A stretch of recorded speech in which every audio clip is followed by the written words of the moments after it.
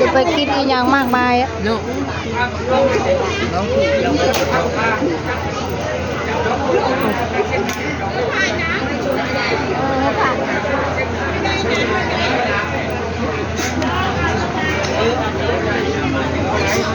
เดนะไอ้ทากันเดนะ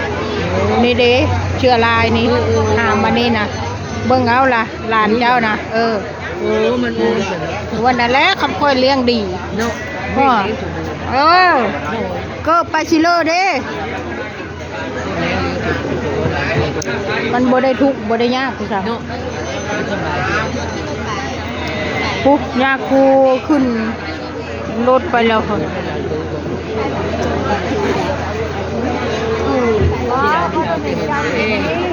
ก็เอาแต่หึงได้ละ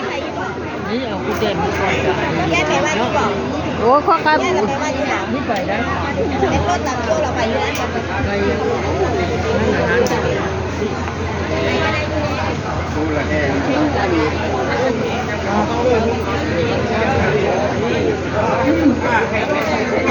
ไปช่วยกันหน่อยนะ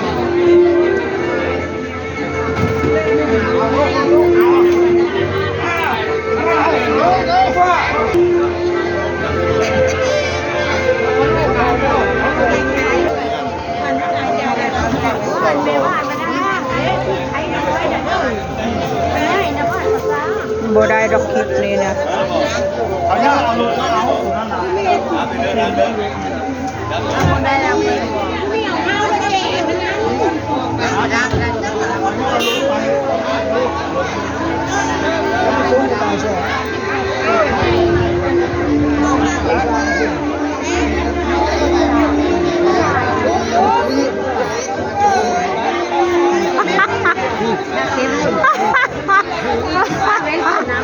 โอ้ยอันดึงเดียวขึ้นนะนั่นก็ได้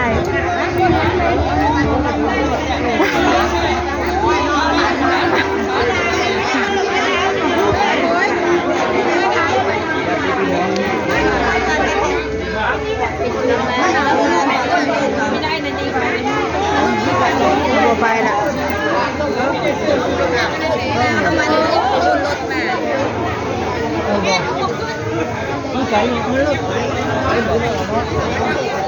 ไปแล้วชุมไปก็ไปเฮ้ยเจ้าละไปบ่ยะย่างมันไปสู่มี5กิโลโอ้ยไก่เทเด้อเยอะยังละไปไก่เทได้ไก่ขี่รถไปรถ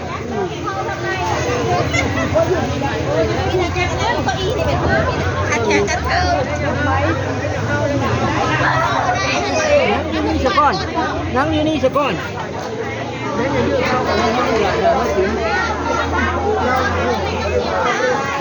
เกี่ยวข้าวกับยังไงเขาเฮิร์นเจ้าเท่าแล้วให้บ่เท่าก็กันชีเผาได้ก่อยไปลายโอ้ค่อยไปลายรอบแล้วไปละเพิ่อก็ไปให้ตาทาไปชงซะนี่ฝั่งยาวไอ้มานั่งนะเก้าอี้นะพี่เมยเอาเก้าอี้มาให้ผู้เฒ่านั่งแน่โยมเอาเก้าอี้มาให้ย่านั่งนะนะย่าตัวนึงนะ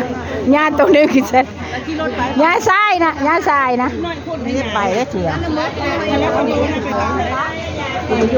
ย่าเจ้ากินไปก็หารถไปเลยไปบ่แพ้คนไปโพนลูกหลานเขาก็ได้บ่มีไผป้าไผทิมดอกโอ้คิดมากอย่าคิดเลิกบ่แพ้ผู้ไปผู้แม่ความพละโอ้ยมันอยู่ที่ใจนี่ล่ะ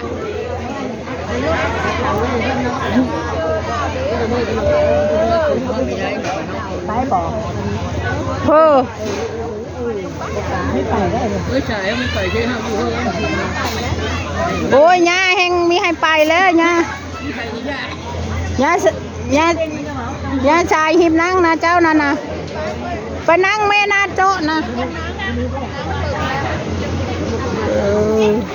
ยันมือ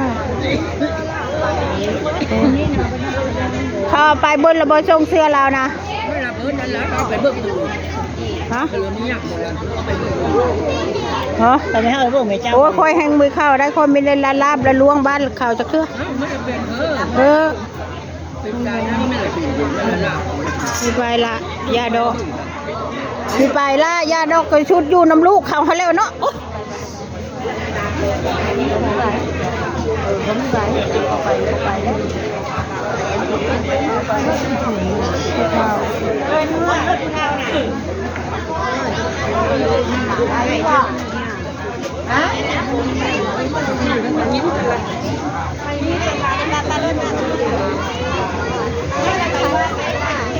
ไม่ได้ไปบอง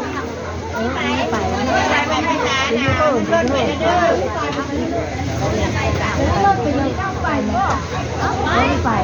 ไม่รถอยู่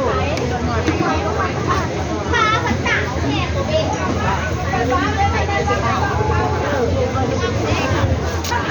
จะโกงหัวกันไหน แม่การแม่การแม่การ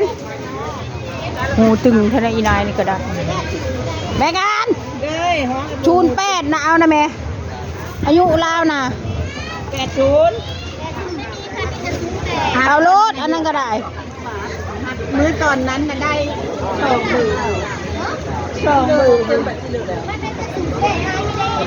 นี่มือจะเริ่มนั่นก็คือว่าก็ได้เล่นก่อนนะแล้วจะนั่งตาตอเป็นแดงนะ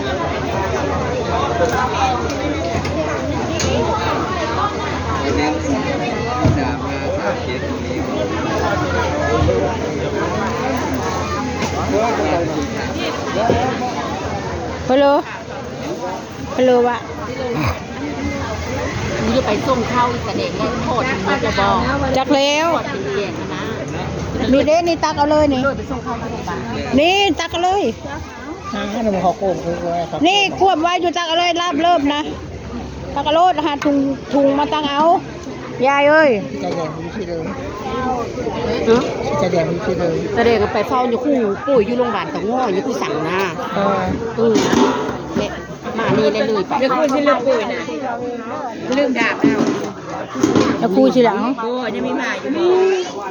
ฮิปไปตักเอาฮิปไปเอาถุงมาป้าเจ้าจะว่าลายฮิปไปเอาถุงมาตัก ไปบ่อยดีกว่า ขอผัดถือกล้องอยู่นี่เอาถุงยางขอถุงยางได้เฮ้ยอันนึง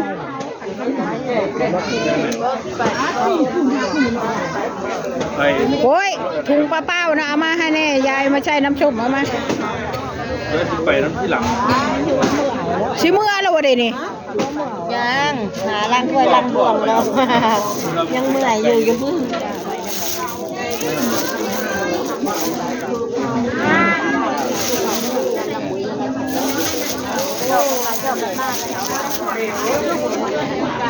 เดี๋ยวเมื่อเอาไก่นะพวกไม่แม่มันนานเลย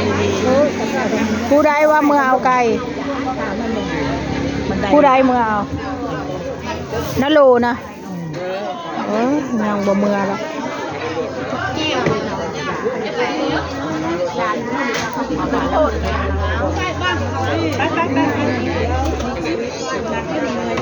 วิทย์อะไรวิทย์เจ้า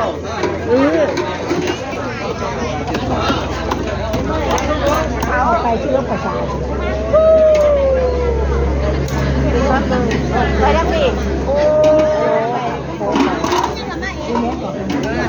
นี่ค่ะมันอยู่ป่าโฮย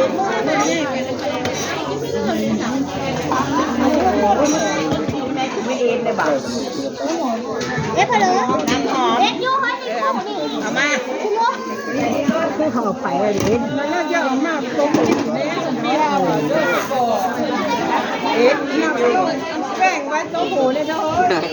เอาไปเลย ล้นแล้วมันเป็นลายกว่า ขนาดตัวน้อยน่ะอันนี้เอาไว้บ้านเด้อเอาไว้บ้านไปน่ะ เอาไว้ทันแล้วนะเอาไปนะครับตั้งไว้ทันล่ะ นิ้งคนไม่ได้ไปบ่อันนั้นเดี๋ยวเขาอ้ายไปไปเลิกบ่มาย่มกูบ่มาย่มแต่เอาไป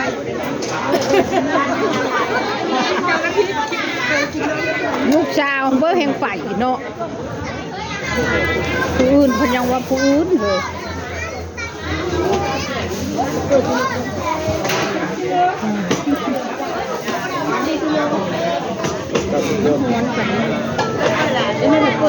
แองจี้จี้โอเคก็จบคลิปแค่นี้นะคะอย่าลืมกดไลค์กดแชร์กดติดตามกดกระดิ่งให้คุณยายด้วยค่ะ